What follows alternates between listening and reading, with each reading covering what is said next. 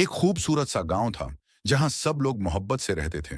गांव के किनारे पर एक पुराना मगर प्यारा सा घर था। इस घर में एक नेक दिल आदमी रहता था जिसका नाम काशिफ था। काशिफ को किताबें पढ़ने, बाग में फूल लगाने और गांव के बच्चों को कहानियां सुनाने का बहुत शौक था। मगर उसके घर की एक छोटी सी परेशानी थी। शरारती चूहा काशिफ के घर में एक नन्हा सा चूहा रहता था। वो इतना शरारती था कि जब काशिफ खाना खाने बैठता तो अचानक आकर रोटी या पनीर का टुकड़ा उठाकर भाग जाता। कभी रात को बर्तन गिरा देता, कभी कागज कतर देता। काशिफ अक्सर हंसकर कहता, अरे छोटे मियाँ, तुम बाज नहीं आओगे। लेकिन आहिस्ता आहिस्ता काशिफ तंग आने लगा। वो चाहता था कि घर में सुकून हो। बिल्ली की आमद एक दिन काशिफ बाजार गया और एक प्यारी सी बली खरीद लाया। बल्ली का नाम रखा गया शेरू। शेरू बड़ी बहादुर थी। आंखें सब्ज सब्ज और फर के रंग सफेद और काले थे। जैसे ही वो घर आई, चूहा डर के मारे अपने सुराख में छिप गया। बल्ली ने गुरूर से कहा, अब देखती हूं ये चूहा ज्यादा दिन कैसे मिटर गश्त करता है। दौड़ शुरू और चंद दिन तक घर में बस शोर ही शोर रहा। शेरों सुबह से शाम तक चूहे को पकड़ने की कोशिश करती, मगर चूहा बड़ा होशियार था। कभी वो अलमारी के पीछे छिप जाता, कभी बावर्ची खाने के बर्तनों में घुस जाता।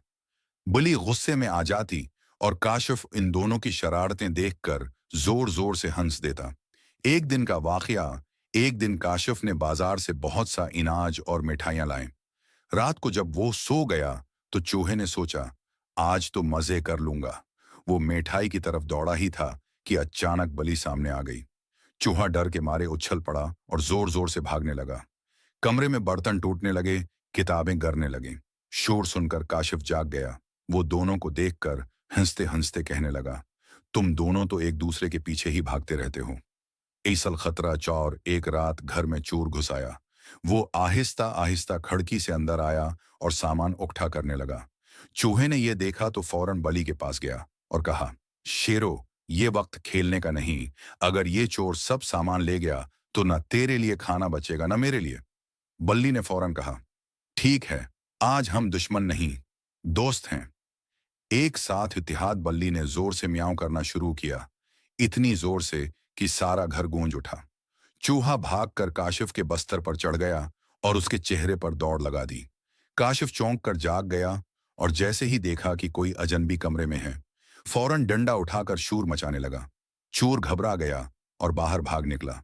खुशी और दोस्ती, काशिफ ने बली और चूहे दोनों को प्यार से देखा और कहा, आज तुम दोनों ने मेरा घर बचाया है। अब तुम दुश्मन नहीं, मेरे साथी हो। ये घर तुम सबका है। उस दिन के बाद बली और चूहा लड़ाई कम और खेल ज्यादा करने लगे। कभी साथ बाग में दौड़ते, कभी बावर्ची खाने में खेलते। काशिफ भी खुश था कि अब उसके पास दो सच्चे साथी हैं। सबक, कभी कभी दुश्मनी खत्म करके इत्तेहाद करने से बड़ा मसला हल हो सकता है।